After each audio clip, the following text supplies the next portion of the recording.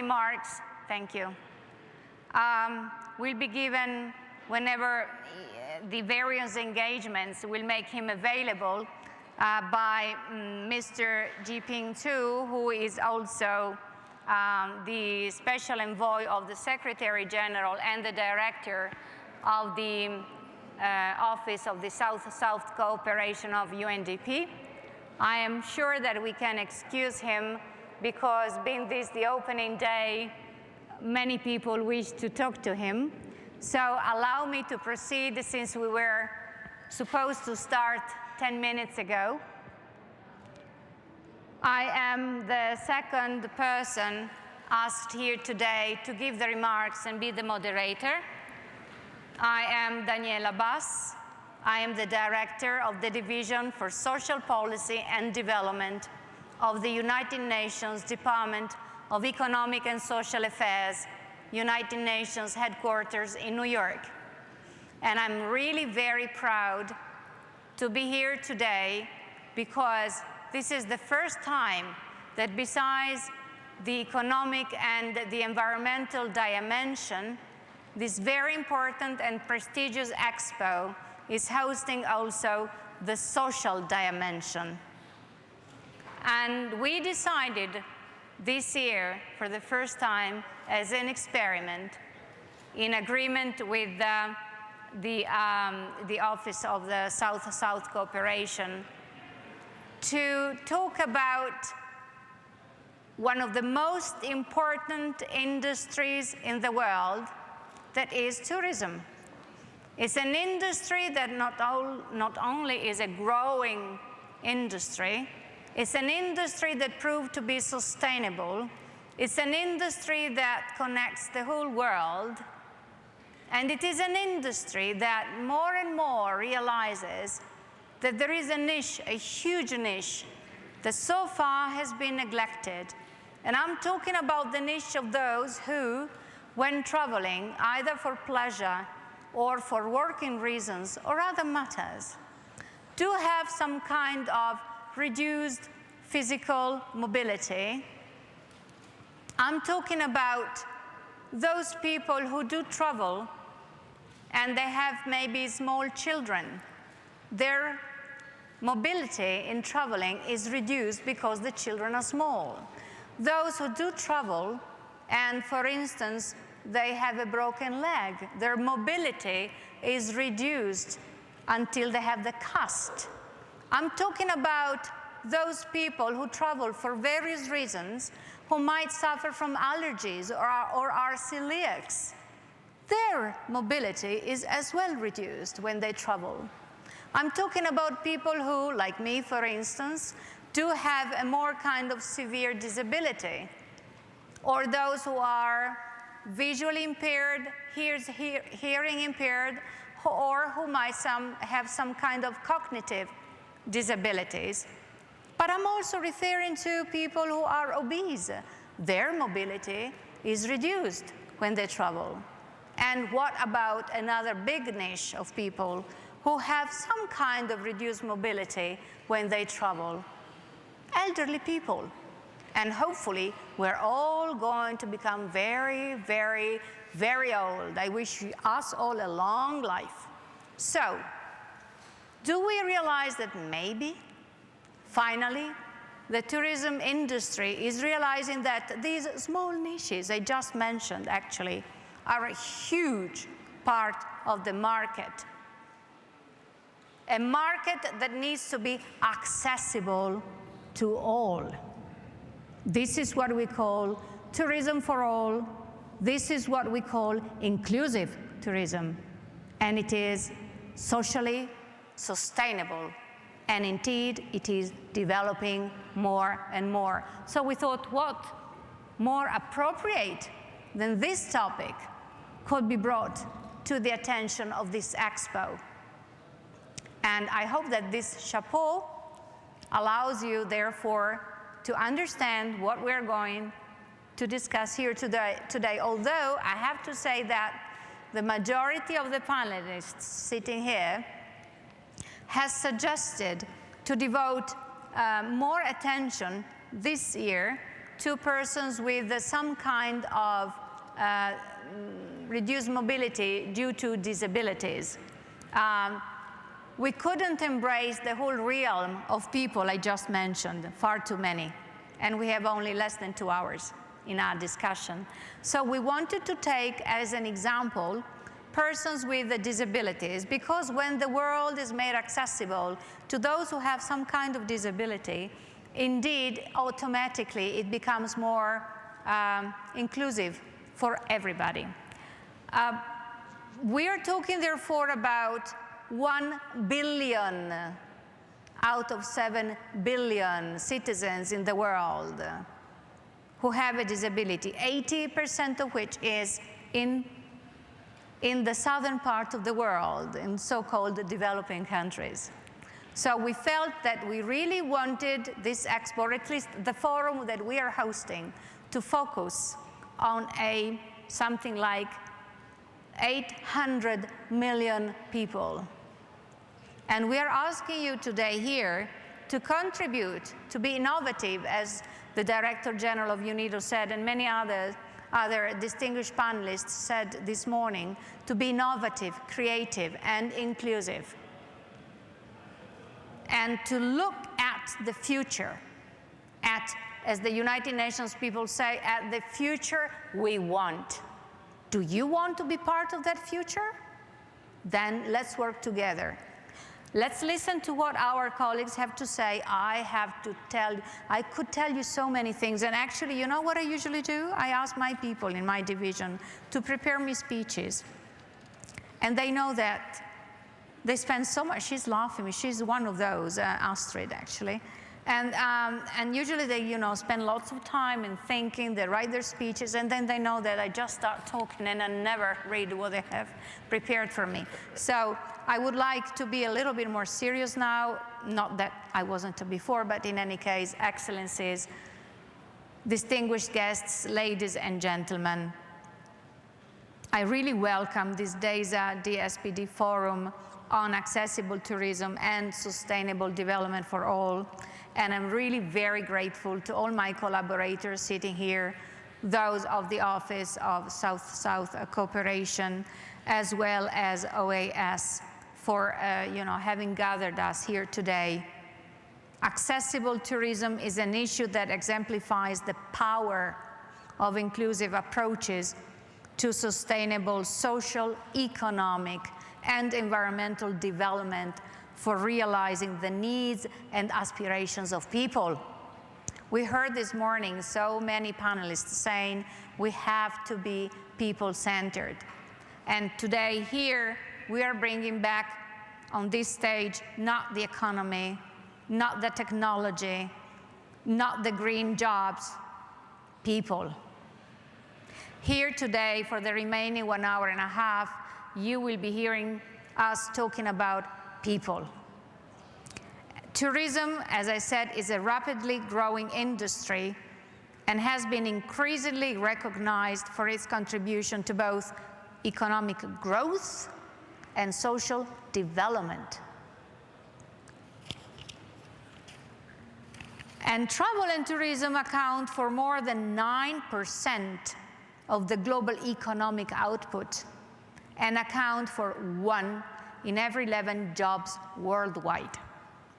And tourism has also become one of the main income sources for many developing countries, including some of the most economically challenged. And therefore, by broadening the scope of available tourist clientele, a focus on accessibility in the tourism industry enriches, I believe, the economic contribution of tourism, but the social contribution of accessible tourism runs even deeper.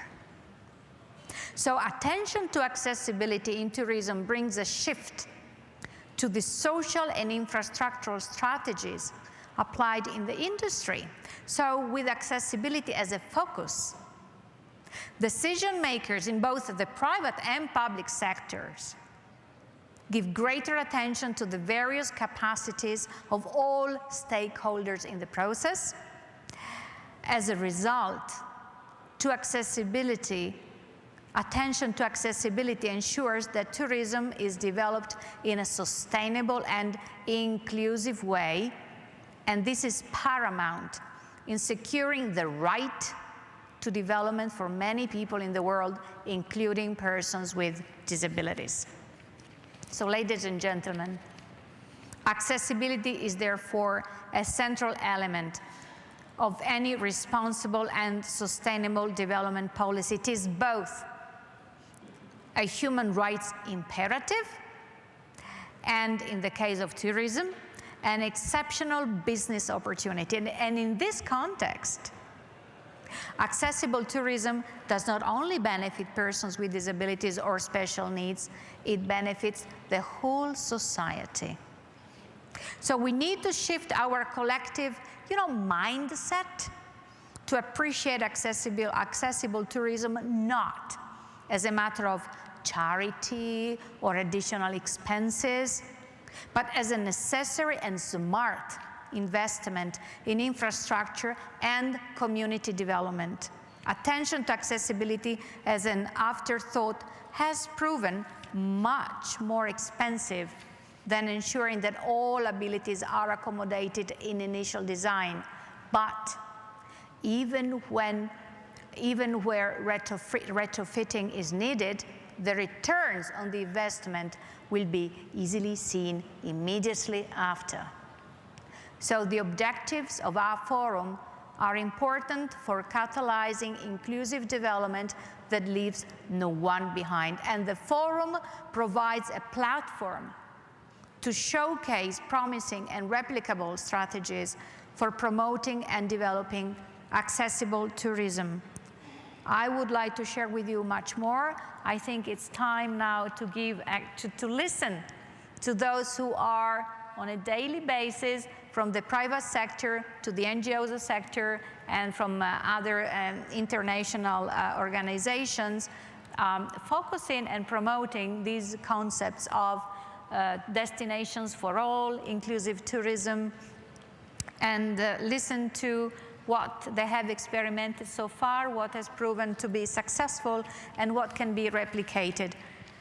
I do also wish to say that we do believe very much in young generations. As I said, in my division, I have the honor to lead the focal points for the whole United Nations system on aging, on youth, on persons with disabilities, indigenous peoples, the family, cooperatives, and more.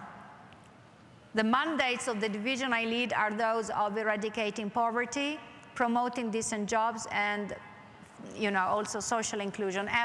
Think of accessible tourism as one of these solutions to these three things I just said. If we start mapping the territory and saying what is accessible and what is inclusive, we are creating new jobs. By creating new jobs, we're paying people. Therefore, people get salaries, we eradicate poverty, and at the same time, we promote social integration. Isn't that wonderful? So with this spirit, keeping in mind that in my division, I also have the focal point on youth, after having heard our senior panelists, I will ask a junior chief in my division, who is the chief of the Civil Society and Outreach Unit, to lead the two rounds of questions and answers and make it much more dynamic. So if you'll see me gracefully leaving this podium after the speakers have shared with us their experiences, it means that it will be the time for young people to take the lead of the remaining part of this afternoon. I would like, therefore, now to introduce you to Magino Corporán Lorenzo. Me encanta que usted esté aquí con nosotros hoy. Como siempre, hemos trabajado muy bien juntos y vamos a esperar que también en el próximo futuro continuemos. Magino Corporán Lorenzo is the director of the Consejo Nacional de Discapacidad, CONADIS, and represents an agency built on years of legal reform, government action, and civil society engagement focused on ensuring the realization of the rights of persons with disabilities in the Dominican Republic. Much more about Magino if you want to read his bio, but now I would like to hear his voice. Muchas gracias. Estoy contento de ser parte de este foro y quiero agradecer a Daniela, agradecer a Naciones Unidas, a la OEA por la oportunidad. Es significativo, ciertamente, que lo social esté presente. Eso me gusta. Tiene que darse el equilibrio, la relación de armonía entre lo económico y lo social para que podamos construir una ruta realmente de inclusión, de equilibrio, de armonía y una ruta de felicidad. Porque al fin y al cabo, de lo que se trata en cualquiera de los sectores que estemos haciendo vida es de construir la felicidad de los seres humanos.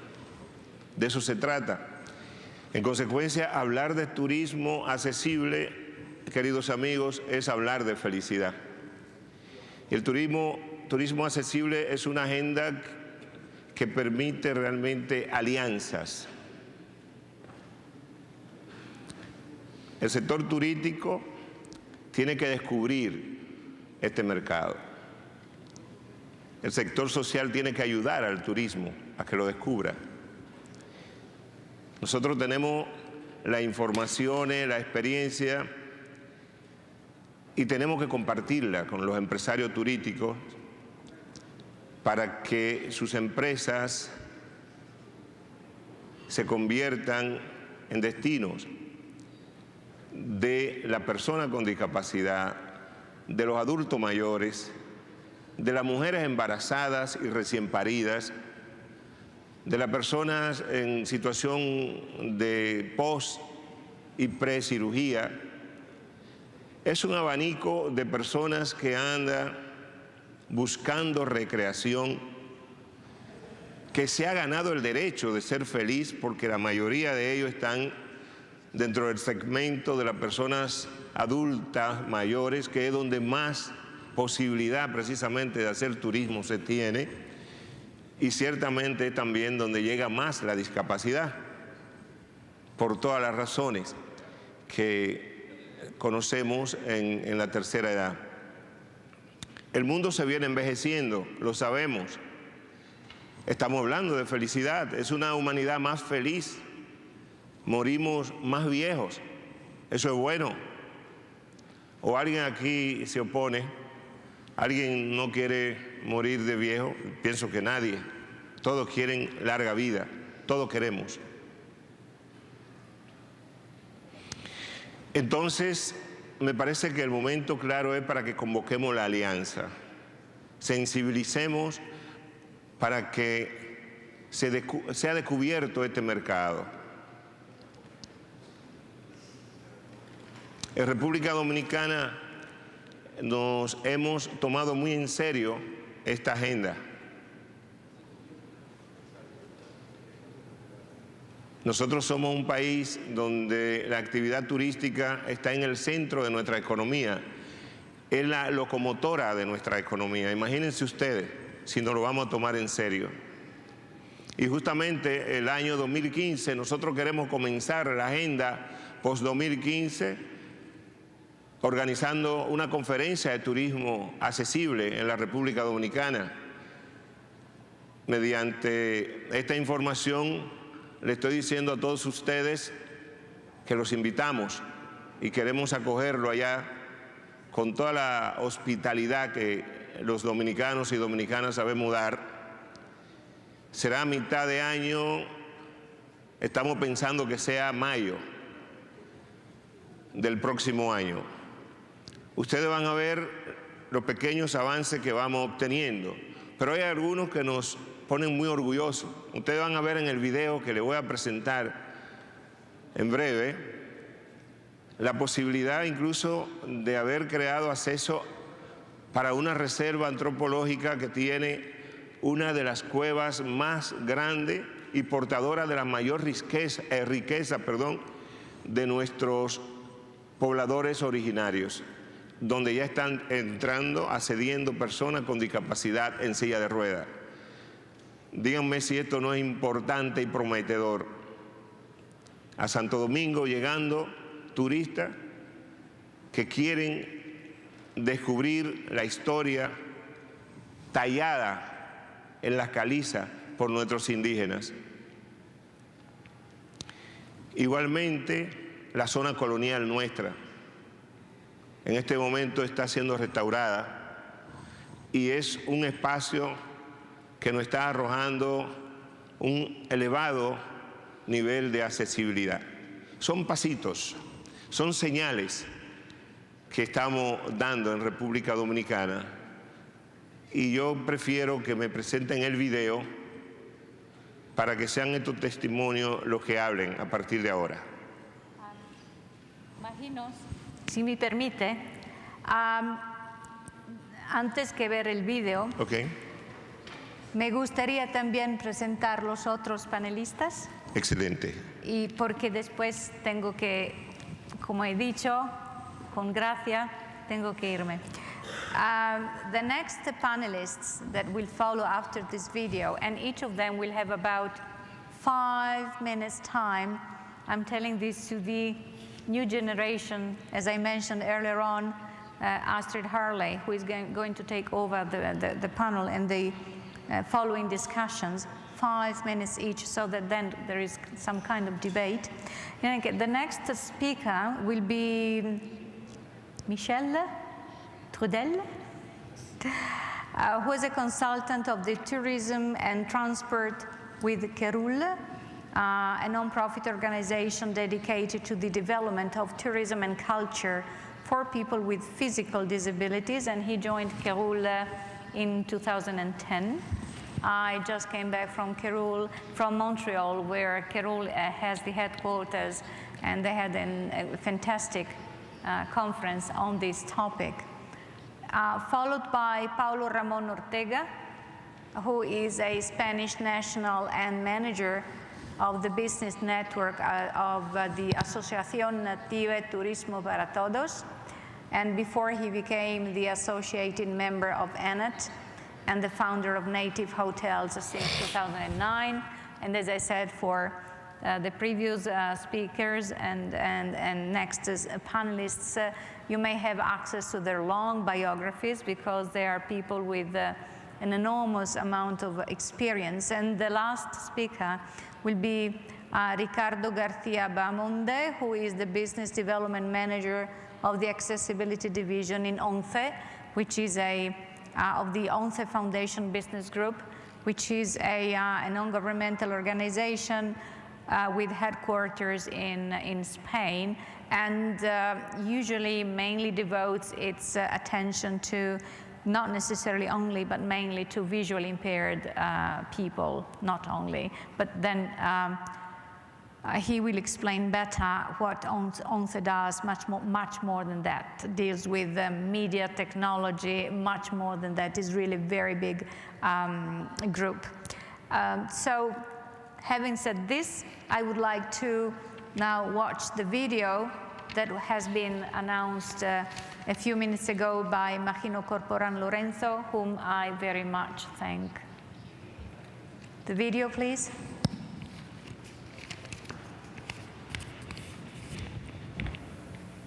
I hope the video is here.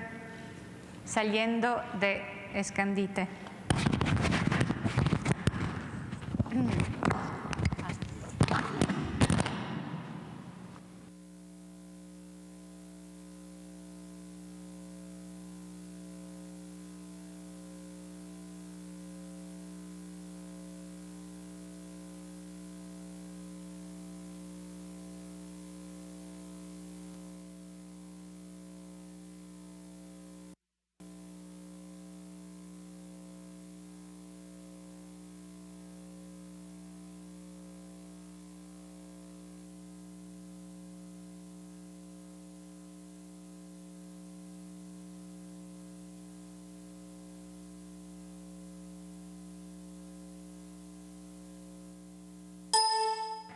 the microphone, I see that the director of the South-South office is here, and I thank him very much.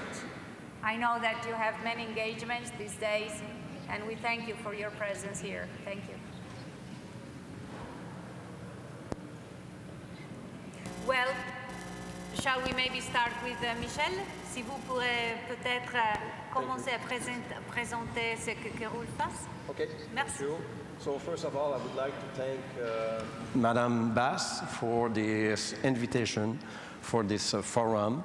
Allow us to share with you our mission and our action. Developing accessible tourism is creating a world for everyone. Is it possible to have the PowerPoint?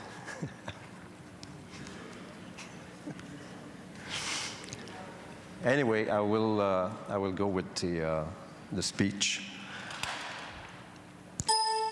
So, as I said, developing accessible tourism is creating a world for everyone. And everybody will benefit from these decisions and action. As said this morning, the Secretary General of the Organization of American States, Mr. Miguel Insulza, human rights is one of the pillars of the South-South cooperation and sustainability of inclusive economic development. So, inclusive tourism is also a part of the holistic development process introduced this morning by Dr. Abdul Momen. So, I will present what is Kéroul and what we are doing. Kéroul is a non-profit organization founded in Montreal, Quebec in 1709.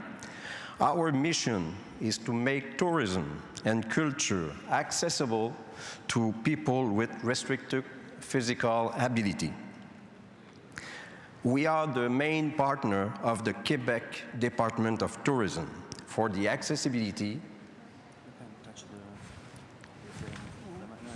Where is the remote? Maybe with this one? Thank you. Where is this? Okay.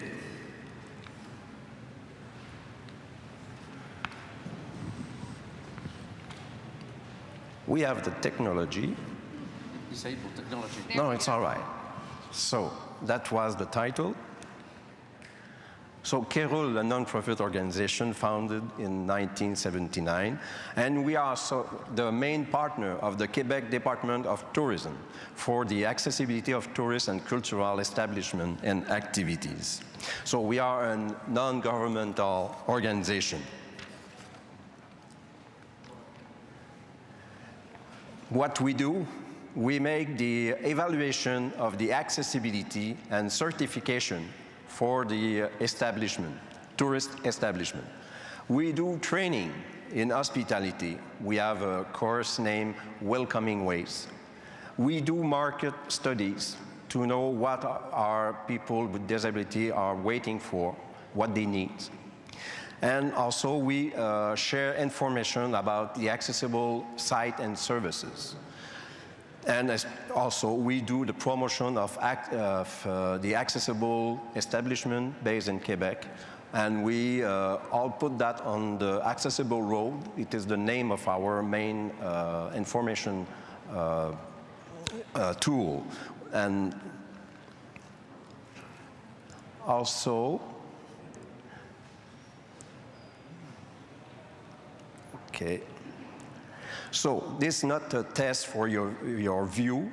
It's only to show you that on the website of the Quebec Department of Tourism, we talk about accessible tourism, we talk about Kéroul, and that shows the certification logo we add to the establishment we evaluate, and we talk about the accessible road. So it's just to show you that we are already on the Department of Tourism website.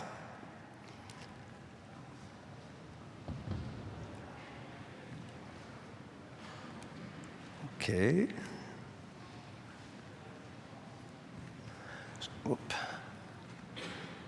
So we have an original partnership, Kérol, with Tourisme Québec, and also with the destination managers and the private establishment and private enterprise. So you see all the link. You were talking a few minutes ago about the link between all the partners. So we are just in the middle of this partnership. Partnership also, it is from local to global. Each traveler, and especially the people with disability, has the same need, accurate information before to take the decision of traveling and choosing his destination. Where do I will stay? What I will have to do, what I can do, where I will be able to eat, where and how to get there. So all these questions, that means accurate information.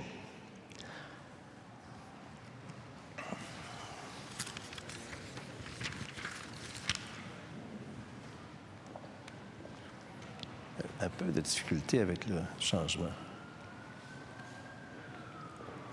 Well,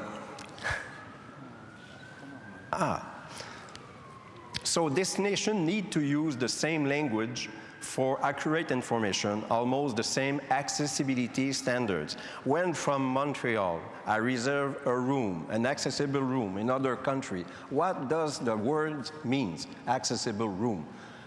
Do I will be able to go in the room with my wheelchair? Do I will be able to go in the restroom?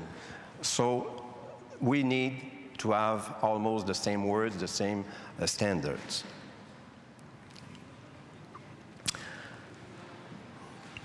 So we are here in a South-South meeting, and we don't come from Canada, from the north, to say how the South-South has to work. So we are just coming here to say that accessible tourism, it is a world concern. It's why Kérol organized and held few weeks ago the World Summit Destination for All. It was the first edition.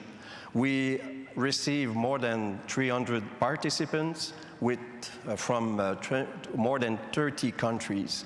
We had 140 speeches covering all the aspects of accessibility in tourism, culture, and transportation.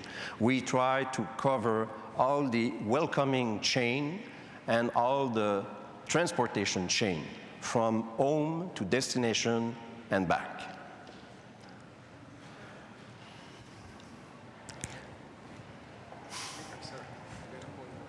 That way, thank you. I would like, so, well. Thank you. Can I ask to change the slide? Okay, so the pillars of the Tourism for All is first the human rights, as the UN Convention on the Rights of People with Disabilities. The second pillar is the ethics, as the Global Code of Ethics for Tourism, and the recommendation of the UN World Tourism Organization about accessible tourism. Just a small definition of ethics. Ethics is just do the right thing and do it.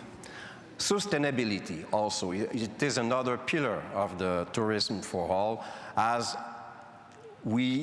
for the new development, we do not have to create new obstacles. So we have to do, for new development, accessible development. And economics, the fourth pillar, is facing the demand. So we can change the slide, please.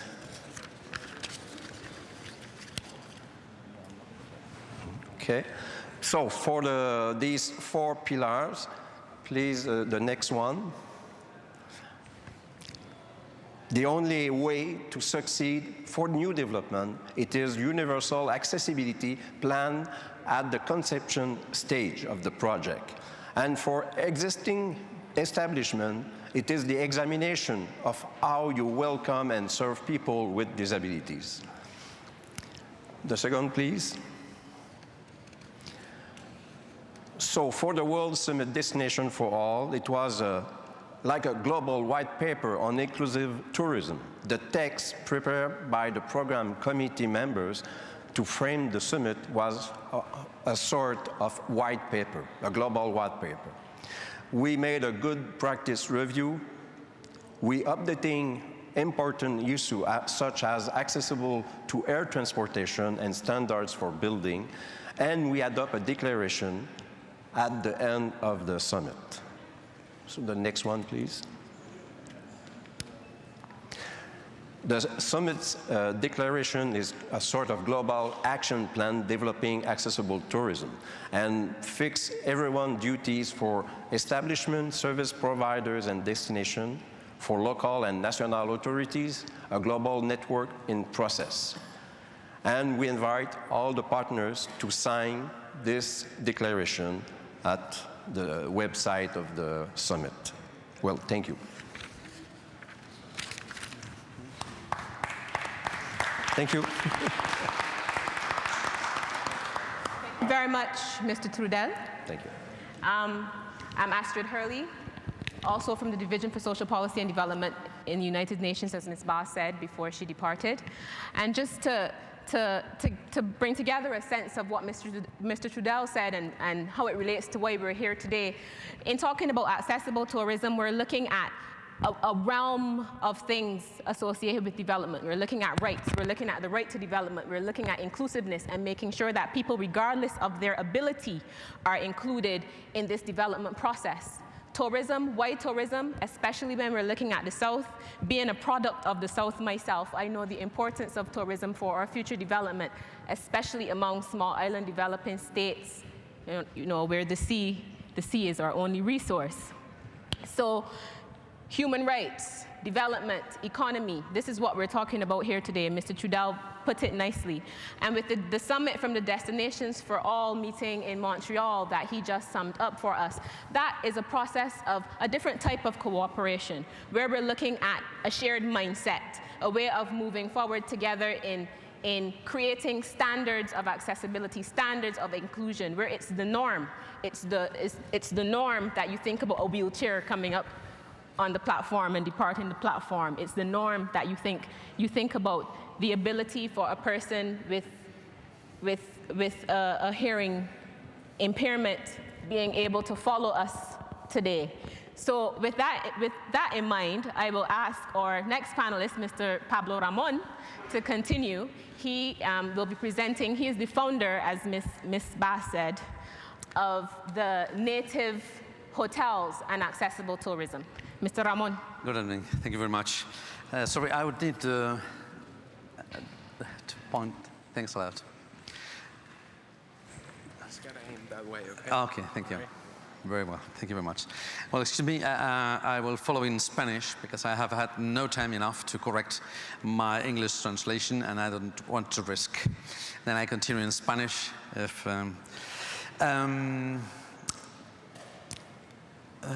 are we prepared with the next PowerPoint, perhaps? Bueno, para empezar quisiera plantearles una adivinanza. O voy a poner a prueba el conocimiento, vamos a decir general, sobre turismo accesible que tenemos hoy en el auditorio. Miren, en la quinta planta de este hotel duerme un cliente sordo. 4 de la mañana, alarma de incendio. ¿Cómo despertamos al cliente sordo antes de que muera quemado? ¿Vale? Luego, al final, planteamos cómo resolvemos la cuestión. En España, el turismo es la primera fuente de ingresos, por encima del 10% del PIB. May I have the PowerPoint, perhaps? Is prepared? Is ready? I must continue. Aquí vas adelante, atrás, ¿Sí? y aquí vas adelante. Ya, pero no está empezado. Ah, it's the first page. Ah, okay. Is the first page?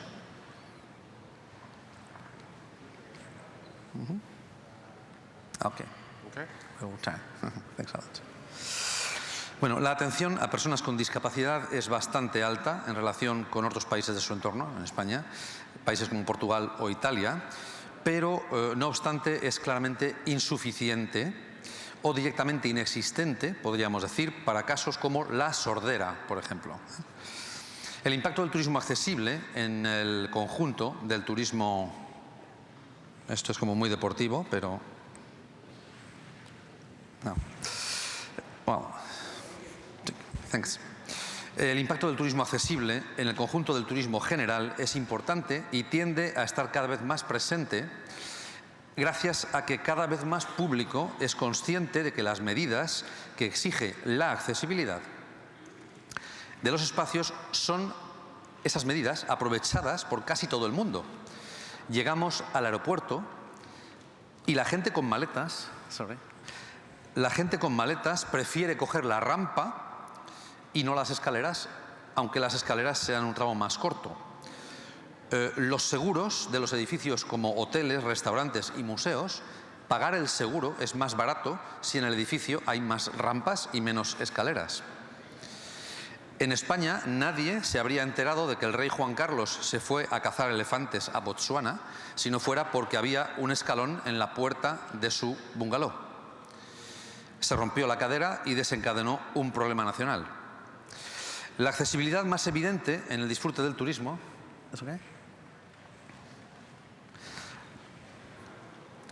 es la física, digamos que las rampas, los baños adaptados, la altura de elementos como las perchas para la ropa en los armarios o los espejos en los baños, por ejemplo, o mesas sin obstáculos para que la silla de ruedas pueda entrar sin problema bajo ellas. Pero las accesibilidades más olvidadas afectan paradójicamente a muchísima más gente. O sea, la silla de ruedas es un elemento que afecta solo al 5% de los casos de discapacidad, solo al 5%. El otro 95% está ocupado por sordera, ceguera y baja visión y otras discapacidades menos apreciables, vamos a decir, menos visibles a simple vista. Estas otras discapacidades, que son menos evidentes, también son más desconocidas del público en general y plantean situaciones habituales de mala calidad de atención. Quiere decir, dado que el personal de hoteles y restaurantes, por ejemplo, pues no tiene formación sobre cómo atender a estas personas, ¿verdad? Cuando les planteaba en la quinta planta de este edificio, un señor duerme y es sordo, alarma de incendio, ¿qué hacemos para que este señor no muera quemado?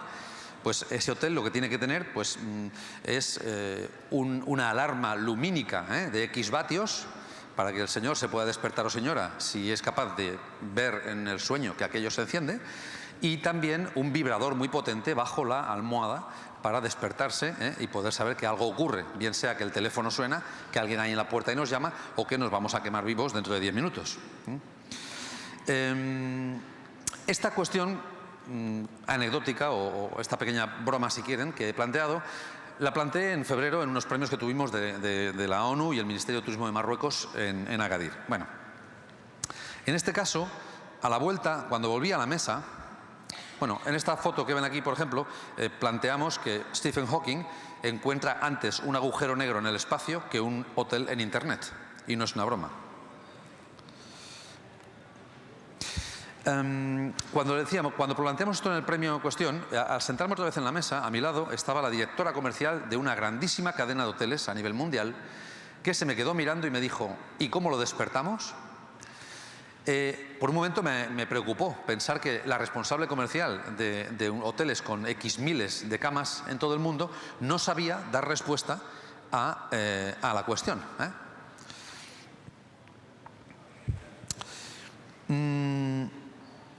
Les comentaría también otra anécdota desafortunada. Hace poco, en unos premios en los que asistíamos, una de las miembros del jurado, directiva de una cadena de hoteles de diseño española, se dirige a nosotros cuando le decimos que en Native Hoteles trabajamos por la gente con discapacidad.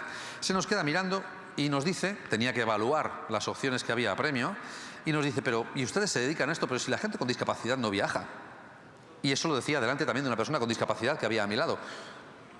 Quedé perplejo, realmente perplejo, de ver que también instituciones serias, también jurados de premios aparentemente importantes, bueno, están ahí, vamos a decir que por accidente. Es preocupante ver que hay personas poco concernidas que forman parte de gabinetes o de jurados. Estas situaciones, en realidad, a nosotros, personalmente, lo único que nos hacen es intentar trabajar un poco mejor, trabajar con ilusión. A ver si conseguimos... la ilusión es un motor de cambio y tenemos tanta ilusión que podemos afirmar que el turismo accesible, allí donde haya profesionales con alguna ilusión, triunfará. En esta imagen que ven, por ejemplo, es un hotel en el desierto en Marruecos. El propietario de este hotel, además de disponer de un sistema para que gente mayor pueda pasearse por el desierto, se ha inventado... Ops. That's a technological disability. Se ha inventado también una silla, que aquí no tengo, bueno, vamos a verla quizá después. Ha inventado una silla de ruedas que es adaptable a un dromedario y adaptable a una mula para poder ir al desierto con la silla de ruedas encima del dromedario o encima de la mula a la montaña. A ver si podemos ver. Bueno. Por parte de Native Hotels, trabajamos para hacer que las personas con cualquier discapacidad se sientan cómodas y tengan las facilidades para ello, con planos de orientación en braille y relieve, por ejemplo, para clientes con ceguera. That's not very elegant, but sorry. Tenemos también indicadores en braille y relieve en vinilo para personas también con baja visión en los hoteles, para que puedan manejarse un poco mejor. A ver. Definitely. Well. Por ejemplo, para evitar ponerse el champú o la... Maybe return to the PowerPoint, please. Well, that's the next PowerPoint, but not mine. Sorry.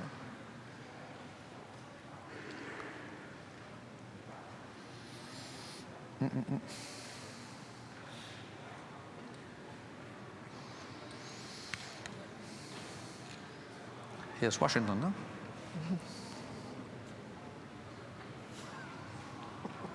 No, really. There's more slides. Sorry? There are more slides in that one. No, that's really...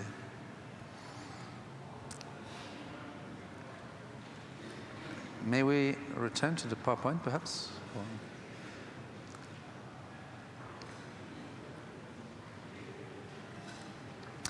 Well,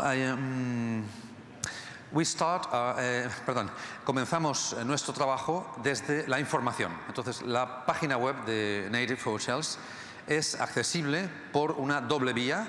Tenemos un primer sistema de accesibilidad, que es el W3C, WCAG, que ha estado desarrollado por Technosite, la empresa que me sigue a mi intervención. Y hemos añadido un segundo sistema de accesibilidad que se llama Inclusite, mediante el cual completamos opciones de accesibilidad, de modo que en este momento podríamos decir que la página web de Native Hotels sería utilizable por una persona que fuese a la vez ciega, muda y no tuviese manos o tuviese un Parkinson profundo. O sea, incluso en ese caso, simplemente soplando en el micrófono de los auriculares, yo sería capaz de escoger mi hotel favorito entre 60 opciones en Italia, España, Portugal y Marruecos. Acabamos... Bueno, un poco por todo ese trabajo y por la página web con el doble sistema de accesibilidad, hemos tenido el Premio Mundial de Turismo Responsable de la World Travel Market la semana pasada en Londres por esta cuestión. En definitiva, querría trasladarles mi impresión de que la discapacidad hoy es un apartheid directamente, y que la solución está en nuestros gobiernos, en nuestras empresas y sobre todo en la gente común, y espero que lo vamos a conseguir. Bueno, aquí tenemos definitivamente un problema. Bueno, esta es la página web de la que les estaba comentando. Es una página web en la que vamos a tener codificados cada uno de los campos, de modo que si yo soy ciego, mudo y no tengo manos o tengo Parkinson, voy a responder a las cuestiones que me plantea la página web numeradas, cada una con un número, mediante soplidos. ¿De acuerdo? O sea, mediante soplidos voy a saber el tiempo de weather for tomorrow, for today, for tomorrow, for the day after tomorrow. Elegiré la opción que quiera, el texto descriptivo del hotel o poner mi nombre para hacer el pago de la reserva online mediante modo accesible, ¿de acuerdo? Aquí me faltaría el logotipo de TechnoSites, que es nuestro primer elemento de accesibilidad. Esto fue Londres la semana pasada, Morocco, Spain and other Telefónica Ability Awards for this year. Y esperamos dentro de un par de meses tendremos el primer meta buscador a nivel mundial de hoteles accesible con 3 sistemas de accesibilidad incorporados. Babuik, para el cual estamos buscando una empresa de referencia, una empresa sponsor. Y muchas gracias, es todo. Gracias.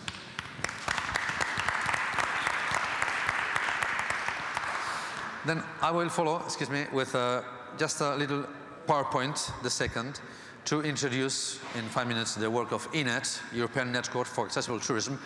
Pertenecemos a la ENAT y querríamos plasmar el trabajo de esta entidad europea, que ahora mismo probablemente es la más potente a nivel mundial en turismo accesible. ¿De acuerdo?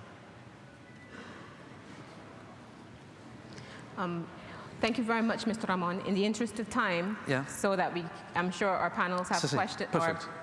audience has questions. Thank you. Yes. We'll continue a Yes. bit later. Seguimos luego. Esto es una pesadilla. Esto, sí, no sé, vamos a ver. So at this time, and I'm sure that we will make sure that we come back to Mr. Ramon so that we can hear Yes, more yes. about ENAT. Perfect. But in the interest of time, so that we get to hear all the innovations, I'm going to move on to Mr. Garcia. And he is from the ONCE Foundation, which is housed in Spain, but works across various countries. Mr. Garcia. Right, thank you. Thank you so much. Hello. No está conectado, seguramente no lo tienes conectado. ¿Tienes esto en on? Tienes que darle una luz.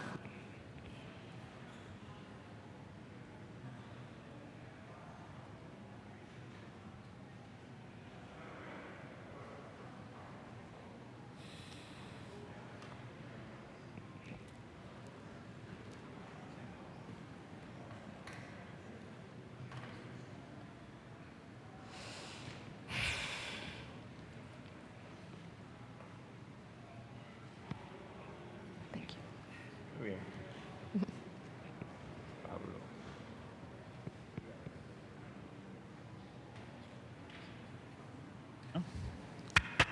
Okay. Right. Yeah. Cool. Right. Thank you so much. Thank you. This is okay. No problem. I'll leave it there. Thank you. Right. Thank you. Thank you so much. Seems we have overcome all the technical problems. I'd like to thank UN and OAS for hosting this wonderful event. UN for having us here in this event presenting what we do, and I'd like to thank my fellow panelists also for the presentations and their really interesting insights that they've been sharing with us. And I absolutely agree with all they've mentioned so far. I'm going to provide you with a brief introduction of the organization I work for. That's the ONCE Foundation. So let's see if this works. Yeah, it works fine so far. Right. The ONCE Foundation belongs to ONCE, that's the Spanish Blind People Organization, ONCE, that's an acronym, Organización Nacional de Ciegos Españoles, created in 1938. And it's the only blind people organization existing in Spain that talks about unity, that talks about the whole disability movement in Spain, as I'll mention in a few moments, and how all the achievements that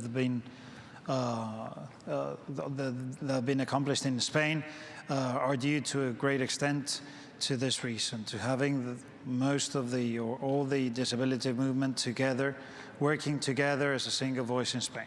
So the ONCE was created in 1938. It has its own lottery. It receives funds from its own lottery, selling its own lottery products. So basically, it receives no funds from the government, or no funds from other sources, but the lottery.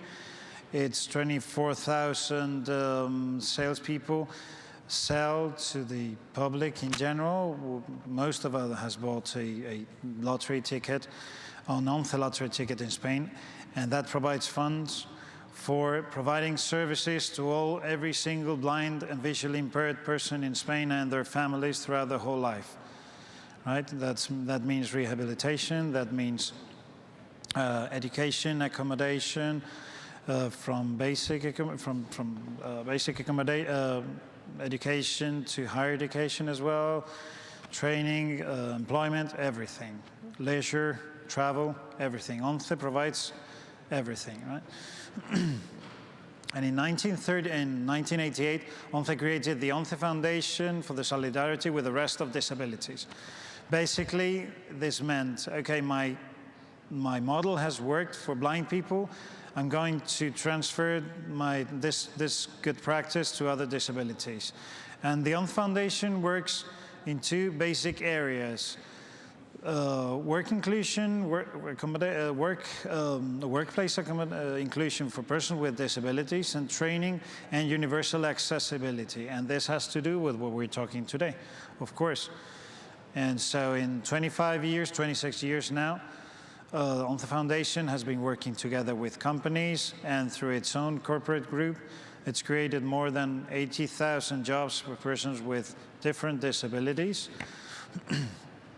And it's carried out a really large number of accessibility projects in all sorts of industries, in all sorts of sectors. One of them is tourism, what we call tourism for all, accessible tourism, accessible destinations, and so forth, right? And most of the knowledge resides on the companies within the ONCE Foundation group. ONCE Foundation has a group of companies that add up to 30,000 employees. 9,000 of them are persons with disabilities, right? So we can say that this is a really sustainable business and social model. So in this field, we've been working for quite a few years on the accessible tourism area as part of the ONCE Foundation mission. And to us, accessible tourism, or tourism for all, means not only that persons with different abilities, with or without impairments, may enjoy in equal terms a tourist destination, right? But also persons with different origins, whether they may be native speakers or not, whether they may be have less capacity of writing or reading, all sorts of people, right? And so everything that is done in terms of accessible tourism has a focus on covering the needs and preferences of all potential users of that tourism destination, that tourism service. And in this respect, there's like different concepts that we're using. As mentioned, accessible tourism, sustainable tourism that has to do with the economic side, social tourism that means not letting anyone out, but they all converge into the same model. And where we're talking about accessible tourism or an accessible destination, of course we have to think of how do I get to the destination, and that's what Michelle mentioned earlier, and Pablo also. Of course I have to think of the whole cycle from the moment I decide I want to go on vacation somewhere to a destination to when I come back home. And that involves the possibility of booking my holidays online, and that means having accessible websites, accessible portals, whether it's the hotel or the resort web portal, or it's a tour operator, or whether I want to book the flight or transportation, train, bus, whatever, separate from the hotel. It's important to note in this point that, as mentioned before by my colleagues, tourists don't go on vacation or on a holiday by themselves. I don't go on holiday by myself. I like going with my wife and my son normally, because I'm not going to go on my own. No, you stay home. Normally, people are going to go with their family, friends. That's with their closest relatives, people, acquaintances, and so forth. So when we're talking about the business case related to accessible tourism, it's not only the individuals. Okay, 4 million people with disabilities in Spain, 4 million potential users, 52 million persons with disabilities here in the US. Are we talking about 52 million potential users? No, we're talking many more people, because those 52 million people are going to go with their families. So we're family and friends, we're maybe talking about 80,000 million people.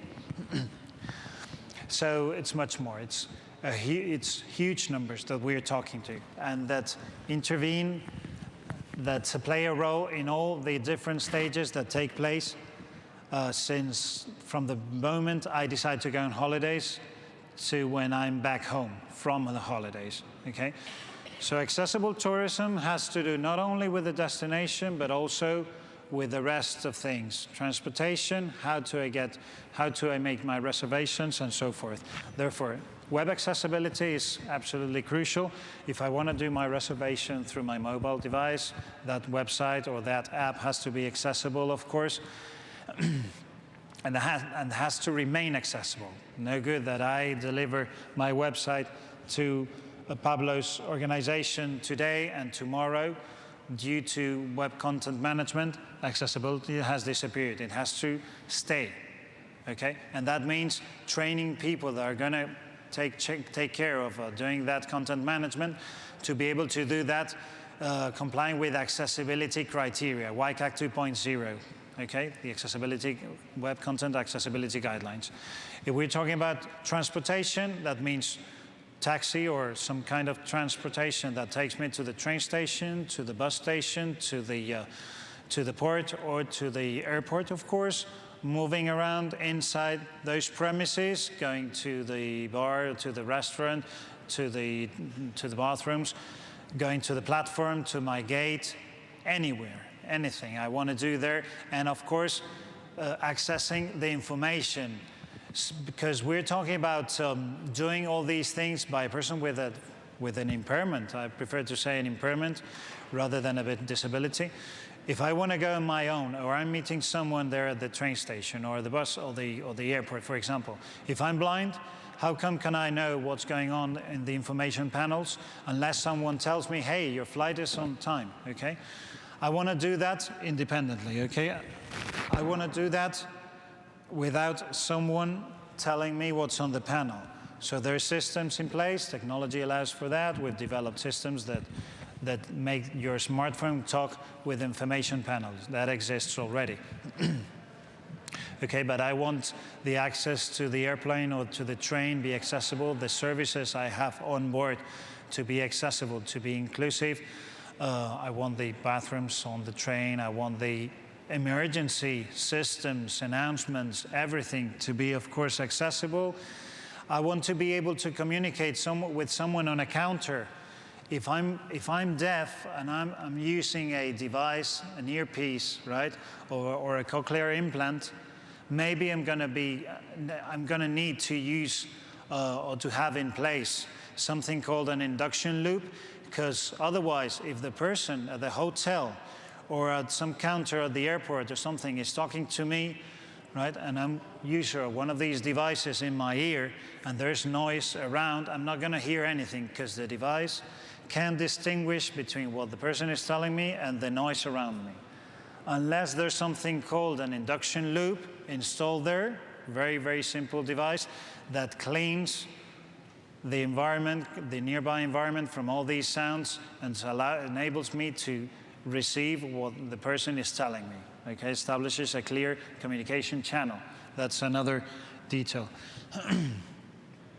Once at the destination, maybe I'll prefer my room to, of course, to be accessible, but what about those rooms that have been made accessible in a hotel, in a resort, something, and they have all these fittings that maybe don't look too nice to people that in theory don't have or don't need them, because normally we associate disability to, or age to ugly things, to geriatric things, okay?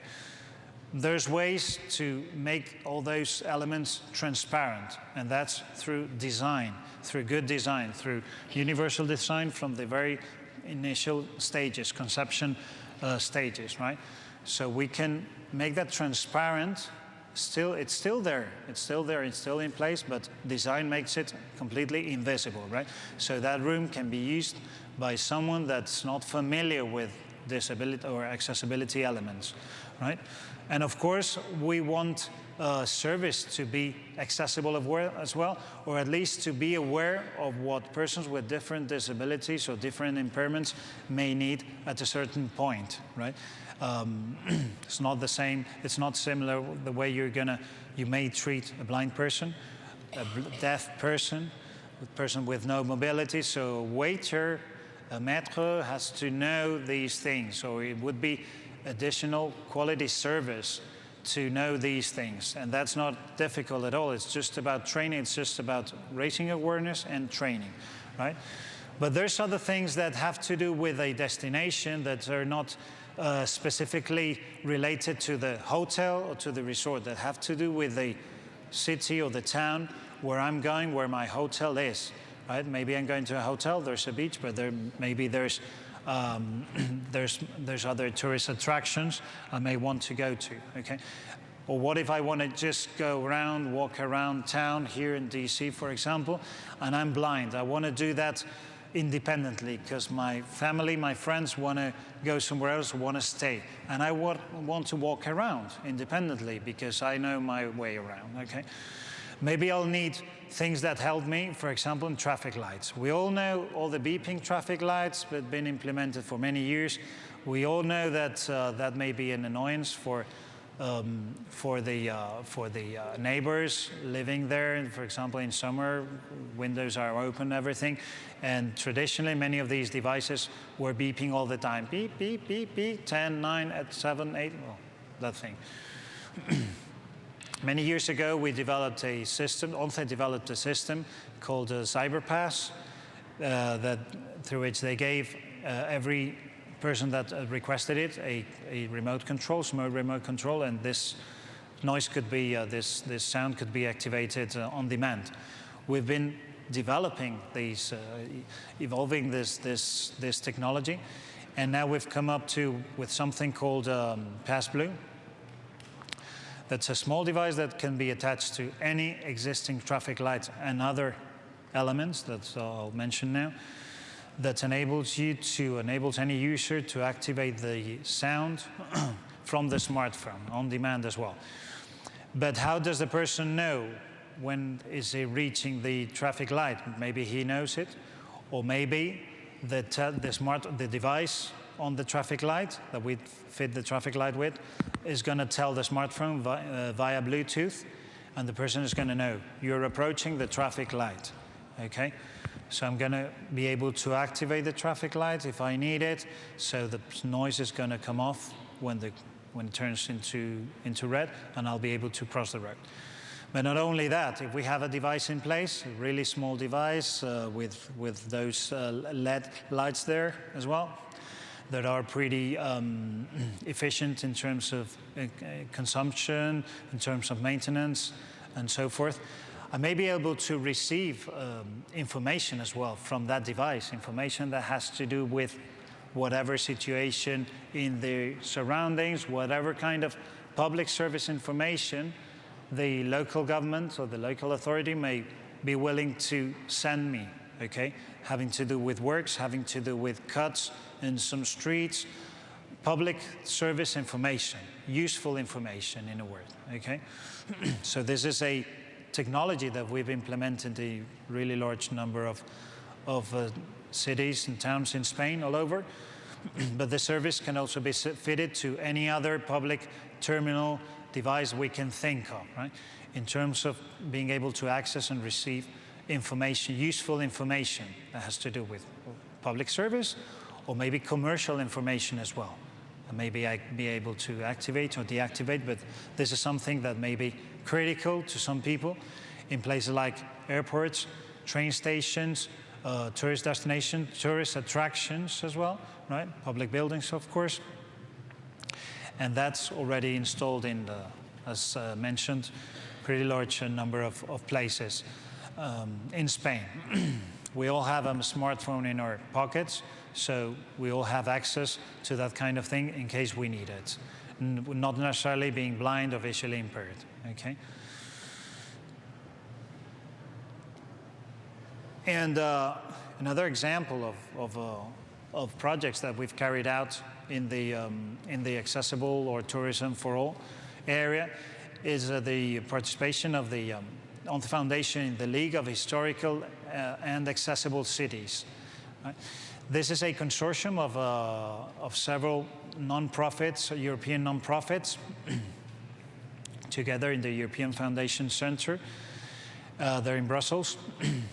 And this project is focused on working on historical cities in Europe that have a very, let's say, relevant, valuable historic quarter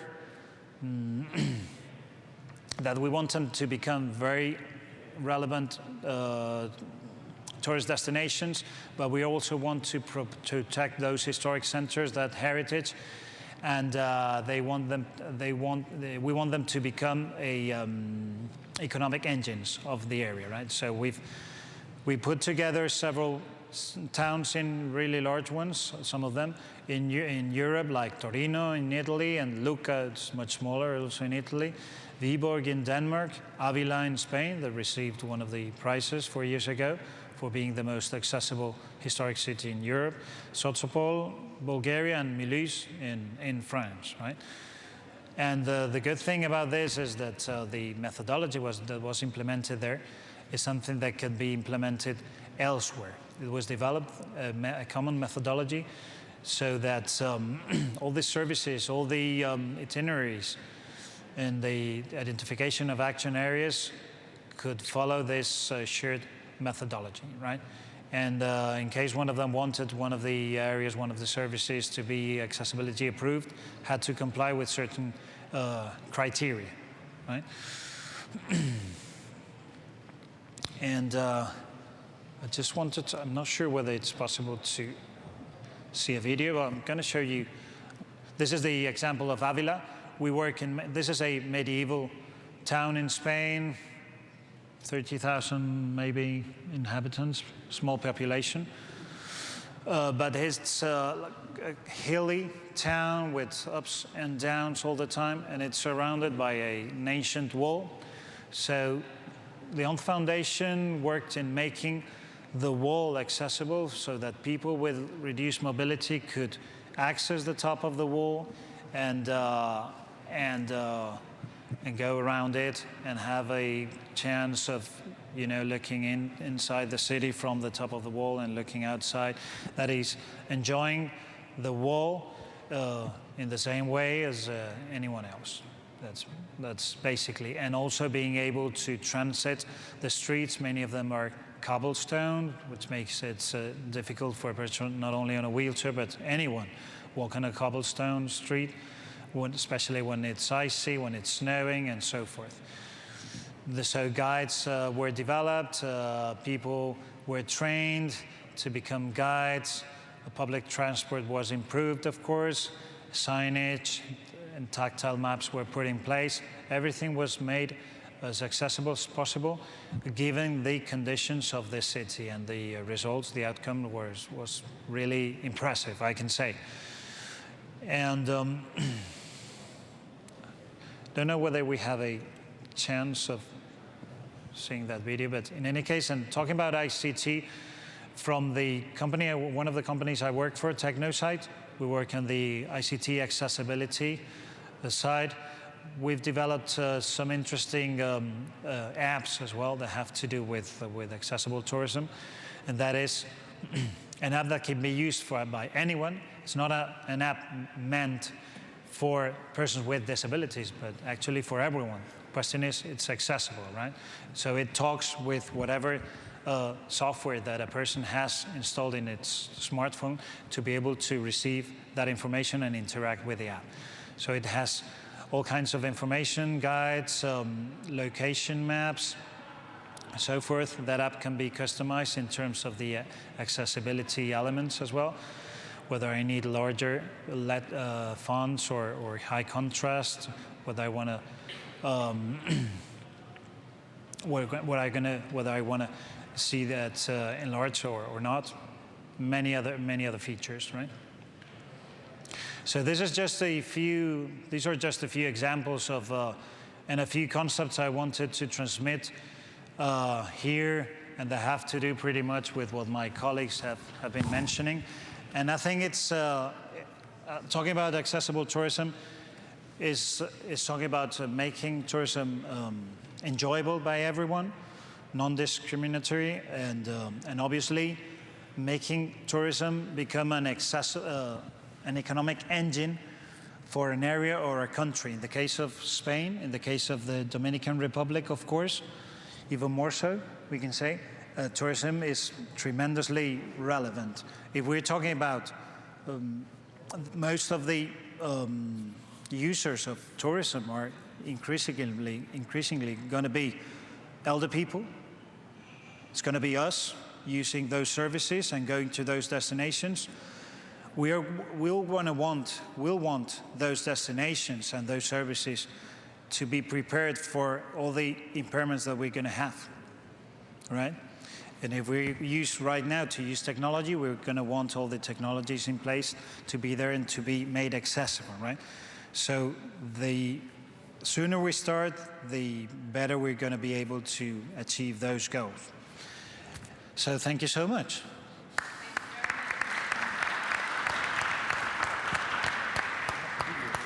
Yes.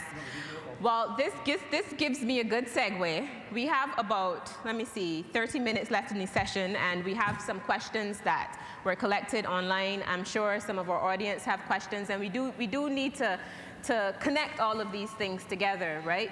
Earlier today, we were hearing our speakers talking about technology exchange and the importance of technology. And we hear our speakers here talk about that. And we can't do that without the type of cooperation and the development paths that we've been pushing or promoting at the Expo here today. And I think that this is a good segue back to Mr. Corporan's video on the example of the Dominican Republic as a country in the south where tourism makes up a huge proportion of the economy. So if we could have the video from Conadis in the Dominican Republic right now.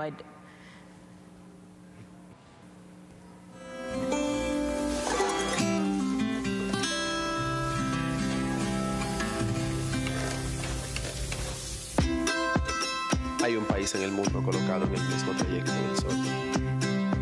República Dominicana es ese país en el mundo, donde manifestaciones de diferentes culturas se expresan de formas únicas, revelando su identidad de pueblo alegre, trabajador incansable y soñador impertérrito. Los senderos, las rutas, las verdes montañas, las aguas cristalinas de ríos y playas, las huellas antropológicas dejadas por nuestros ancestros, cuevas y reservas, hacen de República Dominicana un destino atractivo para los turistas del mundo. Con 1.000 millones de turistas en todo el mundo, los países están incorporando cada vez en mayor medida el turismo como parte de sus estrategias de desarrollo nacional, considerándolo un motor eficaz de crecimiento económico y desarrollo inclusivo, que genera empleo y bienestar para las comunidades. En República Dominicana estamos conscientes de que una infraestructura que atienda adecuadamente las necesidades de las personas con discapacidad, las madres con niños pequeños, embarazadas, personas de baja estatura y personas envejecientes atrae a muchos visitantes de este profundo mercado. La Organización Mundial de la Salud plantea que el 15% de la población mundial tiene alguna discapacidad, debido al aumento de la esperanza de vida al nacer. Es decir, que gran parte de las personas con discapacidad son adultos mayores. Debido a que muchas de las personas con discapacidad y las personas de la tercera edad están laboralmente libres, cuentan con la posibilidad de viajar durante todo el año, lo que ayuda a reducir reducido la estacionalidad de la demanda que experimentan muchos destinos. Además, muchas de las personas con discapacidad hacen turismo acompañadas de familiares y o amigos, lo que se traduce en un mercado aún más grande. Tomando este dato como referencia, podemos apuntar a este nicho de mercado, que aportaría grandemente a nuestra meta de alcanzar los 10 millones de visitantes por año. Sin contar que en nuestro país contamos con un 7% de personas con discapacidad, lo que representa un buen mercado para el turismo interno. Y este segmento en la actualidad cuenta con pocas opciones para este tipo de actividades, debido a los años de exclusión y discriminación a los que han sido sometidos. El Consejo Nacional de Discapacidad de República Dominicana quiere ayudar a revertir esta situación. Implementar el turismo accesible significa el fortalecimiento de nuestro modelo de turismo y a consecuencia de esto nos permitirá atraer nuevos públicos seducidos por nuestros encantos y que podrían disfrutar de una forma independiente, digna, cómoda y segura. Un turismo accesible. Se extiende la invitación al sector turístico para que siga mejorando los estándares de calidad, sostenibilidad y competitividad a través de promoción del turismo de acceso universal, ya que ofrece ventajas para todo el mundo. Otro de los beneficios derivados del turismo accesible es la promoción de los derechos de las personas con discapacidad al ocio y la recreación. Por otro lado, su inclusión laboral en el sector turístico los promueve como sujetos productivos que aportan al desarrollo inclusivo de nuestro país, a través de la generación de empleo, emprendimiento y el aprovechamiento de las capacidades, competencias, habilidades y talentos de esta población. El Consejo Nacional de Discapacidad de República Dominicana está impulsando el turismo para todos, promoviendo y apoyando iniciativas que propicien el disfrute de todas las personas. En ese orden, en el país se han creado accesos en playas públicas en el sur del país para que todos los dominicanos y dominicanas puedan disfrutarlas en igual medida. La Reserva Natural Cuevas del Pomier, el más grande patrimonio de arte rupestre de las Antillas Mayores, ha sido provista de adecuaciones para facilitar el acceso de personas con discapacidad físico-motora, de tercera edad y mujeres embarazadas. Un gran avance ha sido la incorporación de los criterios de accesibilidad en la certificación de Playa Bandera Azul, lo que ha permitido, a solo un año de implementación, contar con 19 segmentos de playas accesibles en el este y el norte, lo que representa una ventaja comparativa para los establecimientos que cuentan con tales adecuaciones en términos de oportunidad, de mercado e imagen. Por otro lado, se construyó en el Jardín Botánico Nacional de Santo Domingo el Sendero de los Sentidos, primer sendero accesible de la República Dominicana. El mismo cuenta con acceso para personas con discapacidad físico-motora, indicaciones en braille para personas ciegas y videoguías en lengua de señas para sordos. Estas últimas han sido introducidas en diferentes y prestigiosos museos de Santo Domingo. La zona colonial de Santo Domingo, uno de los principales atractivos, llenos de magnetismo histórico, y donde el pasado y el presente viven de una manera natural y mágica, está siendo remozada para preservar su arte y posibilitar el disfrute de todas las personas de un ambiente accesible y amigable. El próximo paso será la realización, a cargo del Consejo Nacional de Discapacidad de República Dominicana, de una conferencia de turismo accesible en mayo de 2015, que representa para nuestro país un buen escenario para promover el turismo accesible a una mayor escala, además de afianzar nuestras relaciones internacionales. Y es, sin dudas, uno de los esfuerzos que van contribuyendo a crear una marca país, más allá del logo, una marca que inspira apertura y nos presenta al mundo como un país amigable e inclusivo, con un turismo para todos y todas. Según Lefan, la práctica del turismo hace sentir sus efectos progresivamente en todos los sectores de la vida colectiva, en las mismas instituciones, las mentalidades, las concepciones de la identidad y hasta en la idea que la sociedad se hace de sí misma. Y ahí que promover un modelo de turismo accesible promueve la construcción de una sociedad que se acomoda a la diversidad y la incluye.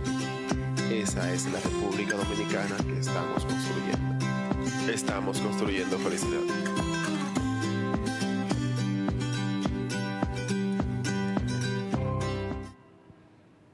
Thank you very much. I think that video did a good job of connecting everything that we were speaking about here today.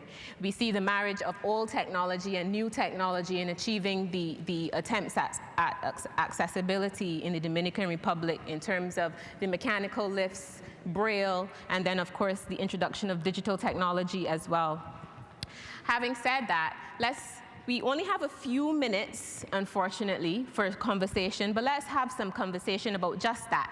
How do we connect the very many elements that are necessary to make accessible tourism together?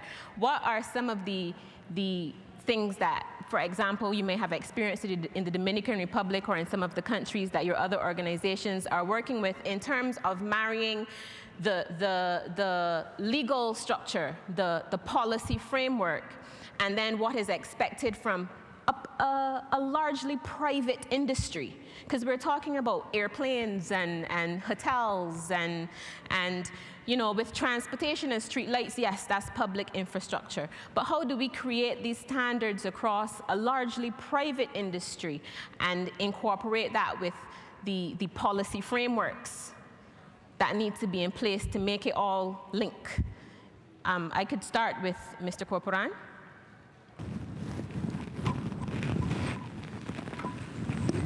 Me parece que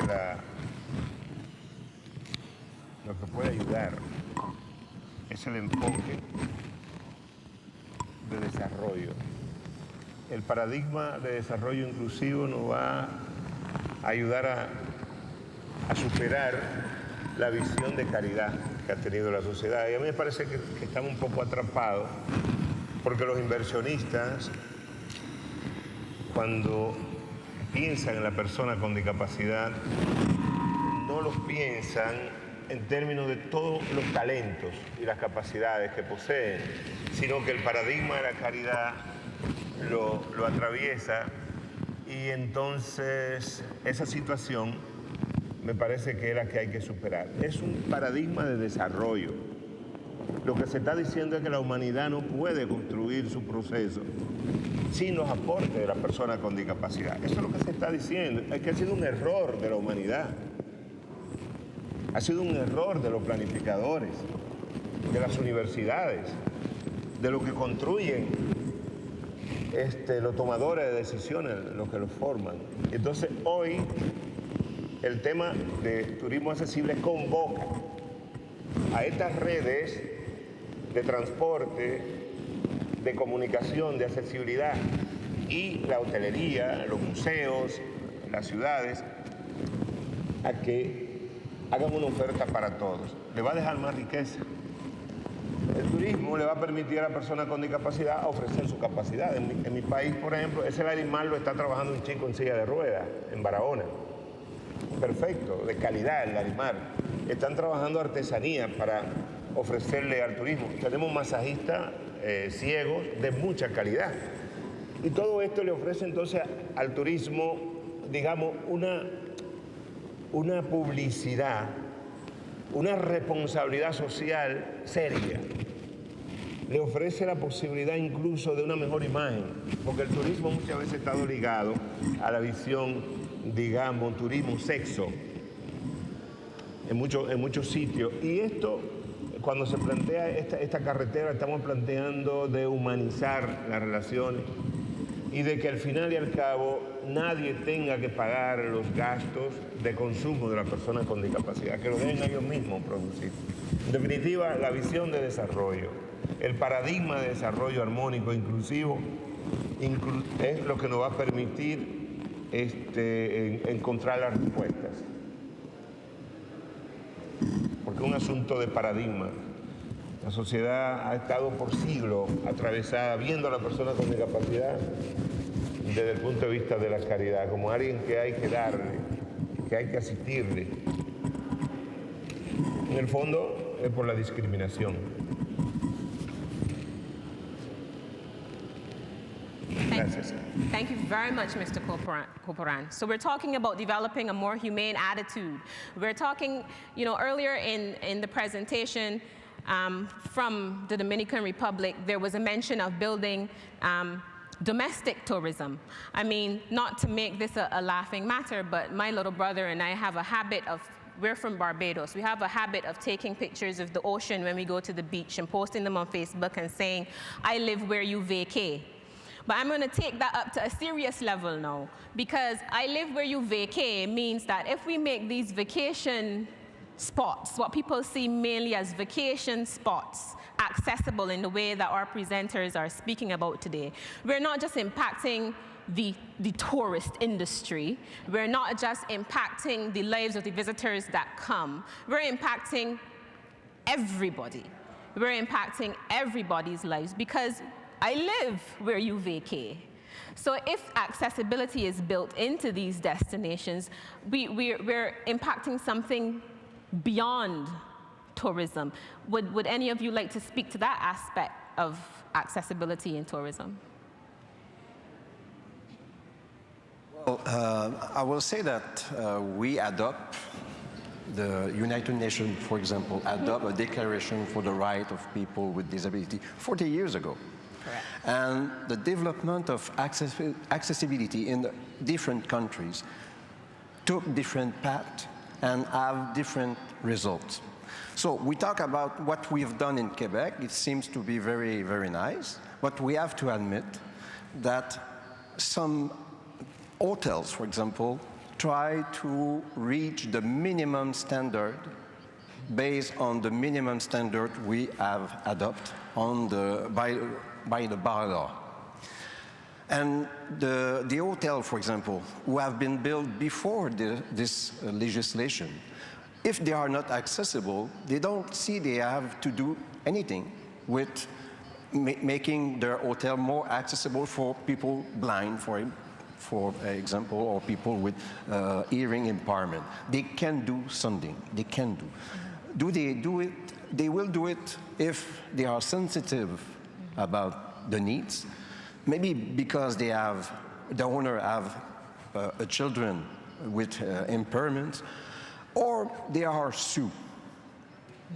Because sometimes, and few, the people with disabilities, and especially with the boomers, the new generation of old people, the boomers, and getting with more empowerment, well, they won't accept what their fathers and mothers accept before. And if they cannot go in one place, they will argue and they will maybe sue. They will ask for a minimum accommodation, reasonable accommodation. Yes. For such an access. So that will maybe change the game. Thank you very much. You know, unfortunately, we have to keep things brief because we have to leave some room for closing, closing remarks. But I'm going to ask these two gentlemen now. We had some questions coming in online about technology, and your two organizations, that's definitely your realm, technology. Now, what would be interesting in terms of what we've spoken about here is the type of technology that you're describing. It cannot work without some level of private-public partnership. It's not possible. So I would be interested to hear what how easy or not, what are the challenges, what type of policy framework challenges you have encountered in terms of putting these types of things in place. Advance, yeah, thank you. First of all, I think the technology for accessibility should be cheaper and cheaper, if possible. Then that's the first step to be more universal. Because I can assure you, for an owner of a little hotel, it's really difficult to pay perhaps only 400 euros per year. To have also a tool to be more accessible in terms of technology in its website, for example. For example, I think we must make technology as popular as possible and as cheap as possible, I think. Yeah, in terms of price, there is technology allows for ways of scaling and generating economies of scale in this respect. cloud-based solutions that make it much less expensive, or to have these installed in any device that we can think of, because we're not only talking about the PC, laptop, but basically we're talking about handheld devices like a smartphone or a tablet, but then all sorts of public information booths, anything that has a screen. We can think of an ATM or anything. Definitely you are going to be thinking of figuring out ways in which you can make that accessible. And technology allows for doing that kind of thing in a fairly reduced and scalable way. In terms of price, reduced in terms of price. But also I think that in terms of the role that public administrations and government have to play in this respect, I think it's critical that not only through enforcement, but enforcement is not easy in every country. I mean, enforcement here in the US, we know how it works, goes through litigation.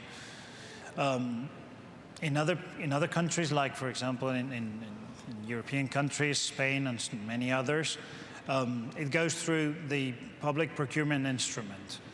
So if a government is gonna tender for everything, for anything, for something, I mean, for creating a development somewhere, there's a development something, and they're going to provide with the permits, and probably that's going to involve that to anyone who's going to tender to that kind of development has to comply, has to provide a guarantee that they're going to comply with accessibility. They're going to meet certain accessibility criteria or standards involving ICT, and complying with that involves either them or third parties providing a very strong background in having done that. And unfortunately, that doesn't happen. That's not very frequent, having very strong third parties with a very strong background in doing that. So that's why in many countries, developing countries, for which tourism is going to be such a strong economic engine, generating more and more knowledge, local knowledge, apprehending knowledge about how to do that kind of thing is absolutely critical. I mean, I'm talking about capacity building, not only from the public, from the government side, but also from the public sector side.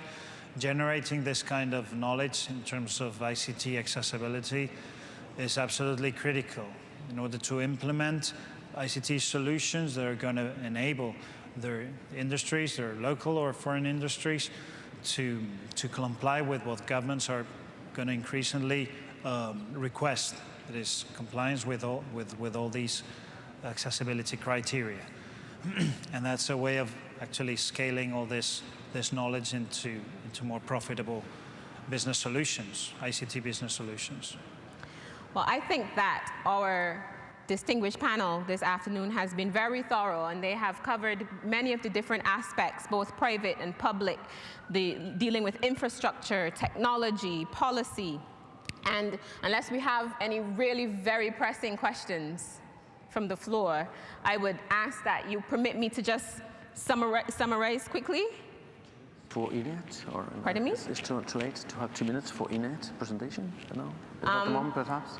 Well, I mean... Is the one we can wait. As you wish. Don't worry.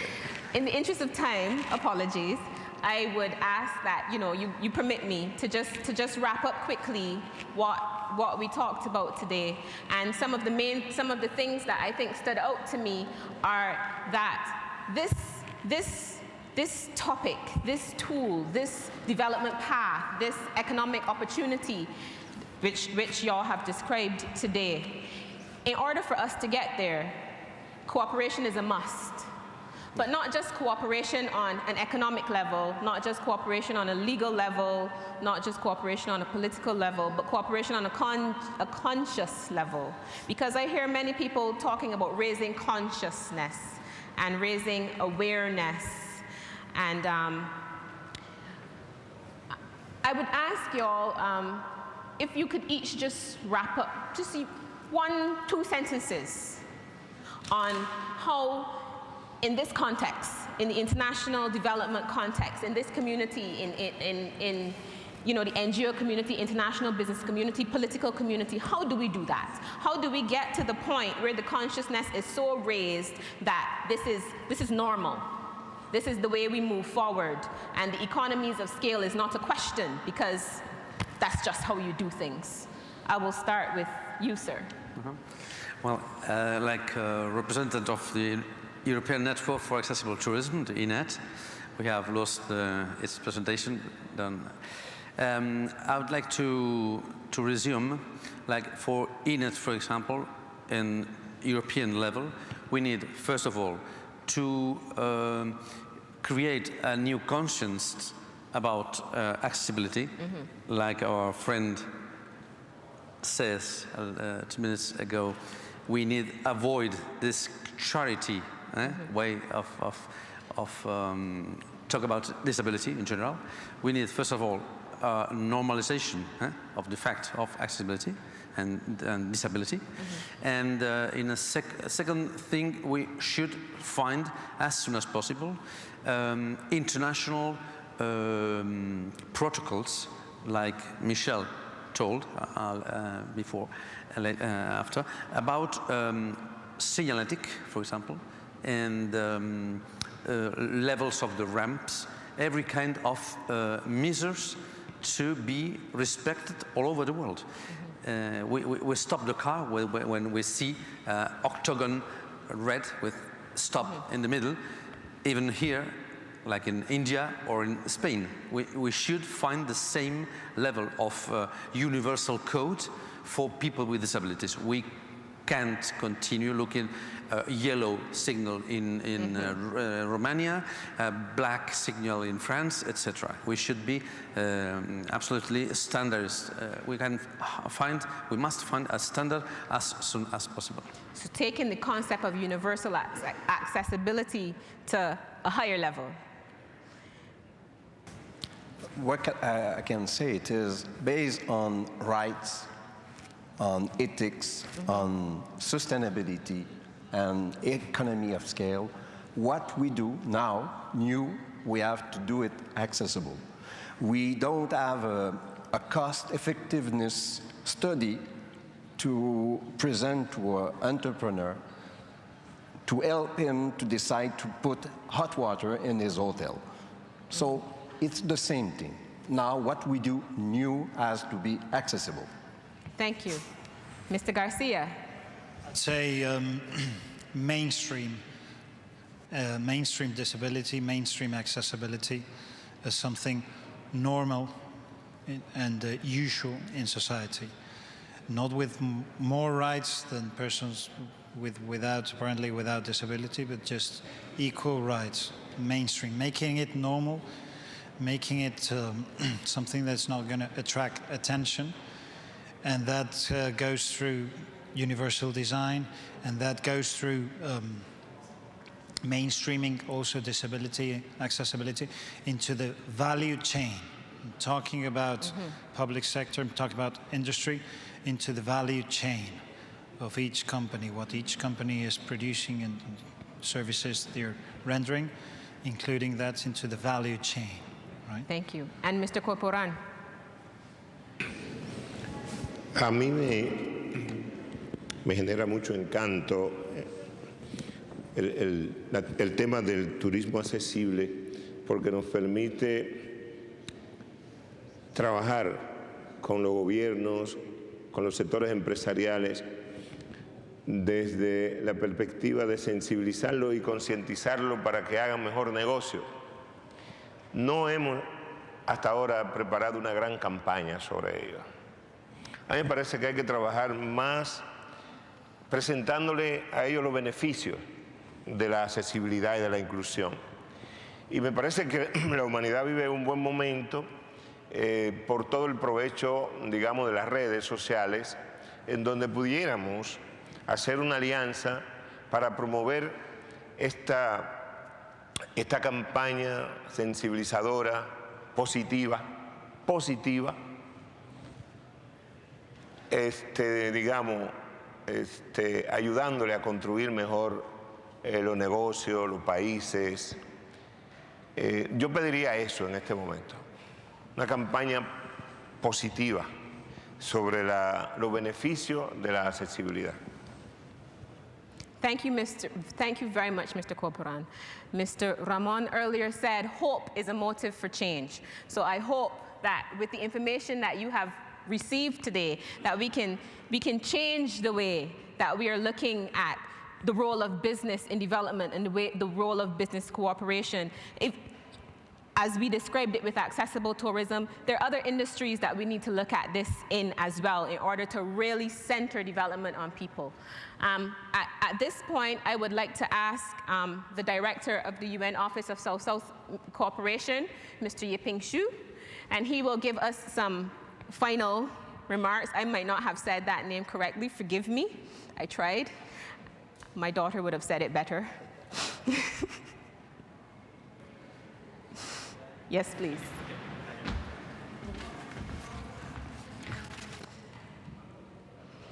Well, thank you, Astrid, for a wonderful, wonderful session. And please convey my regret also to Daniela.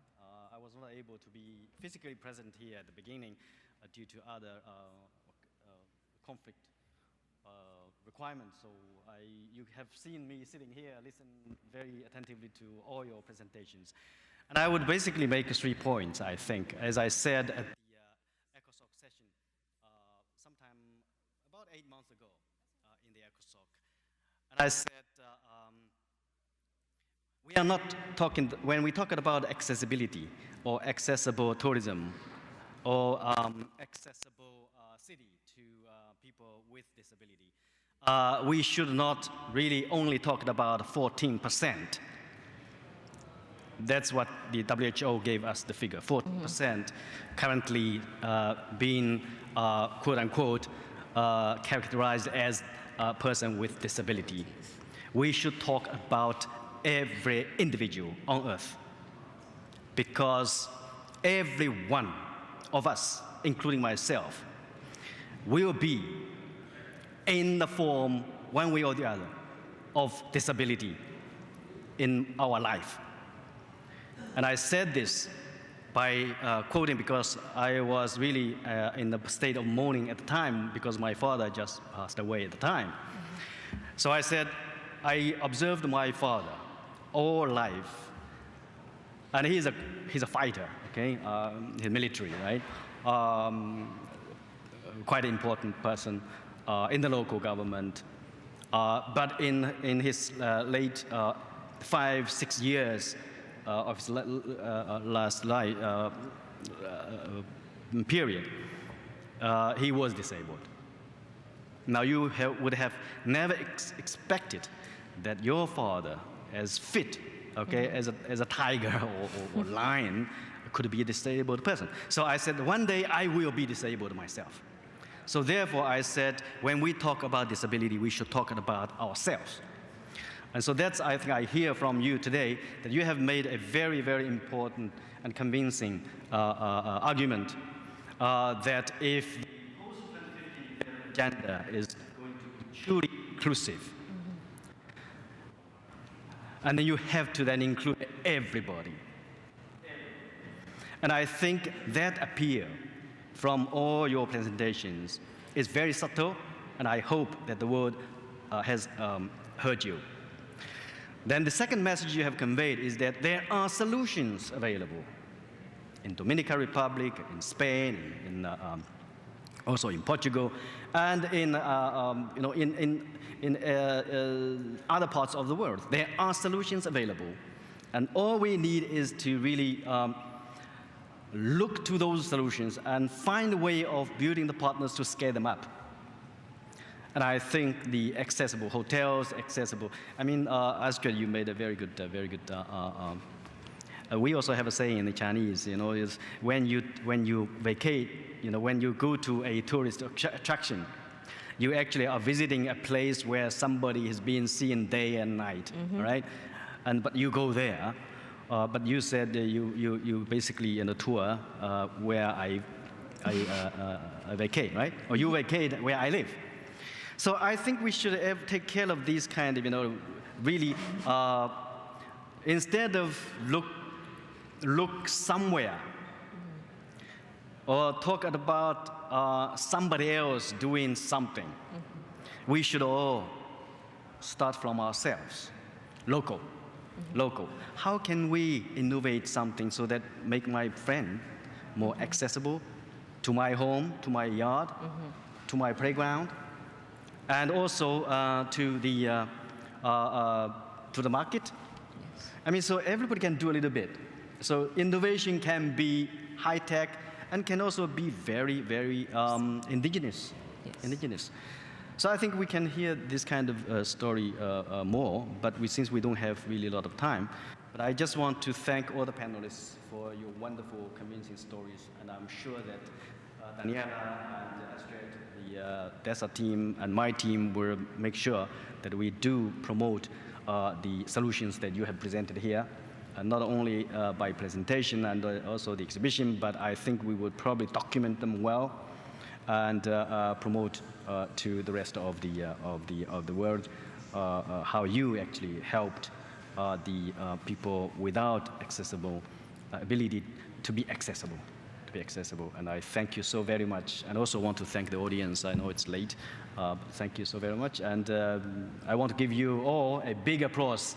Please join me. Thank you. Thank you. Thank you all very much for being here, and we hope that you found this session more than useful. Have a wonderful evening. Thank you. Thank you.